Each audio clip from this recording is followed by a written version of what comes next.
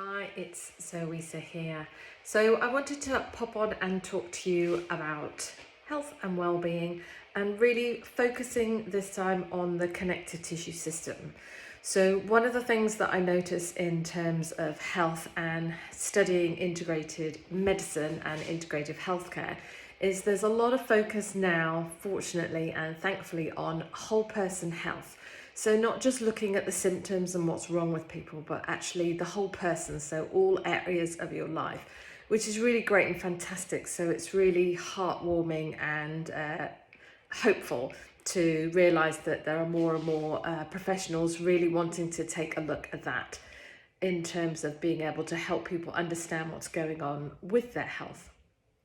However, for me, there's still a kind of piece of the puzzle that's missing, and whole person health is great and fantastic. However, I'm really interested in an integrative approach that looks at whole systems. So one of the areas that I wanted to talk about and will be exploring in little ways is the connective tissue system.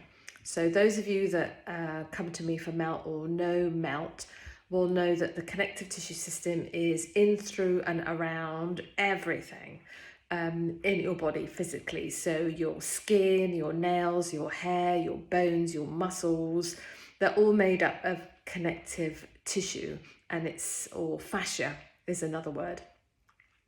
And the fascia protects, supports and stabilizes everything in the body.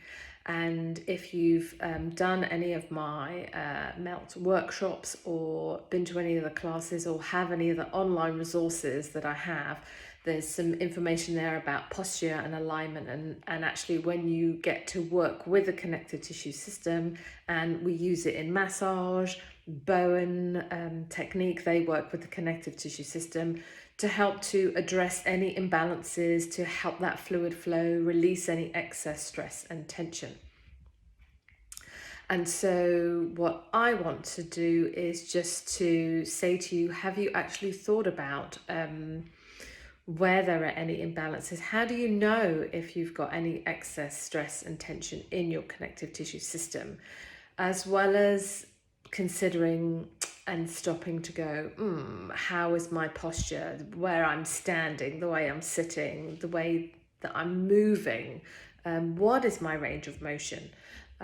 These are things that your connective tissue system will either do really easily, and it adapts to different demands that we may place on it as we go through our everyday materials.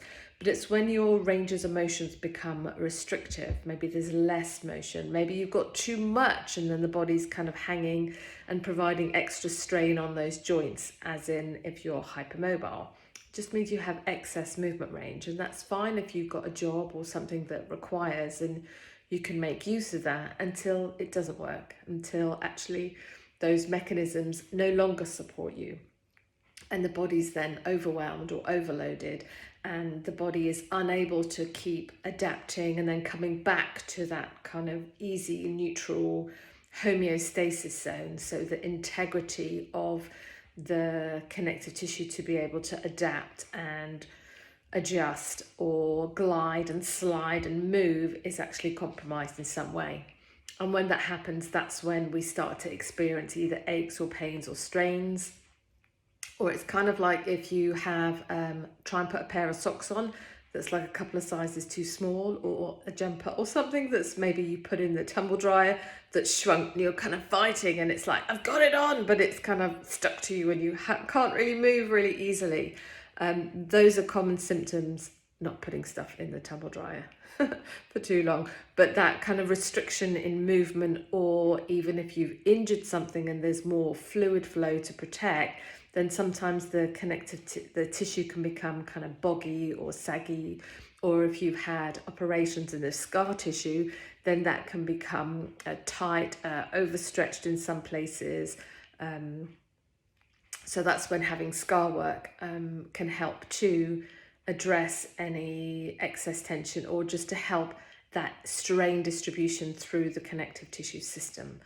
So there are lots of different ways that the connective tissue system as a whole and its ability to communicate. So It is, as I said, neurofascial. So that means that the information that it receives through cellular receptors actually comes in a variety of ways. So sensing of temperature or pressure, sitting, standing, moving. So there are a whole different receptors, and then those send information through the connective tissue system to our brain, which then processes and deciphers that, and then sends out messages back to our muscles or back via our circulation system in hormone chemical messages, for then the body to be able to adapt or make changes for you to be able to carry on doing what you're doing.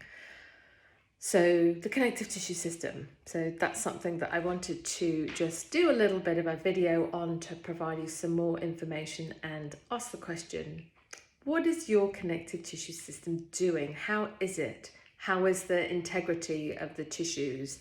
Has it lost any integrity? Is it restrictive in any way? How do you tell? Do you know how to tell? Let me know.